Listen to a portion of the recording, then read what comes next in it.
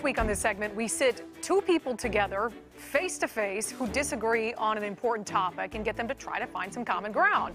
But this week, we're doing something a little different. After decades of public service, first as the King County Sheriff, then in the United States House of Representatives, Congressman Dave Reichert of Washington has decided not to seek an 8th term in office. He has spent years in Washington, D.C., working with both Democrats and Republicans to try to pass issues he cares about. But before he leaves his seat, he and I met to talk about the state of politics in America and the role all of us play in helping to bridge the divide. You're almost done with 7 terms in the House of Representatives.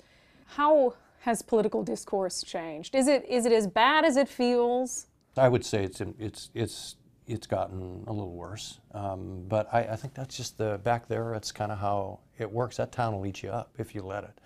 And I didn't believe that when I went back there. You know, you really have to be strong to stay focused on why you're there. The problem is that we've gotten to a point where you have the far left and the far right, and those are the voices that you hear.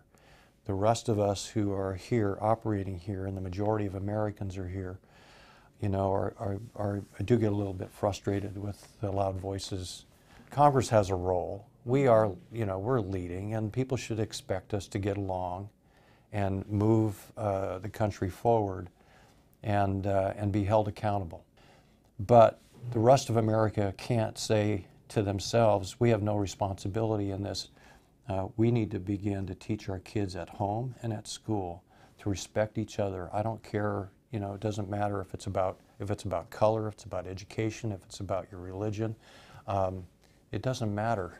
None of that matters. We're all human beings, and we need to respect each other. How do you convince them to respect one another when the most powerful person in the country has had a heck of a time showing respect for people? But it's like you can't use that as an excuse. Well, the president acts that way, or the congressman acts this way, my parents act this way. And it's sort of like I grew up in a home with domestic violence. So does that mean that if I am in a home now where I'm the father and we have domestic violence, I can blame it on somebody else and say, well, my parents were acting that way when I was at home, and I ran away from home when I was a senior in high school. So does that mean I have an excuse now that I don't have accountability, that I don't have responsibility? No, I'm an adult, and I can make those decisions. Is it hard to change and break that cycle? Yes, but you have your own life, you make your own decisions, and you can make a difference. For the people who are watching, and again, you know, the purpose of some of the stuff that we do is to encourage people to be willing to talk to those who they don't agree with. Yeah. You've had to do a lot of that, talking to people you don't agree with. What's the key to being able to do that without banging your head against the wall? Patience. The key is listening, and that's number one. I don't think we listen to each other anymore.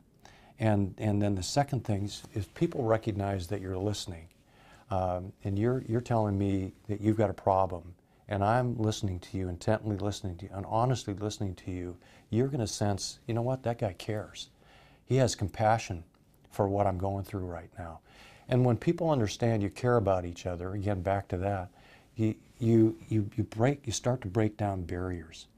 And I think that listening is one of those talents that we've lost.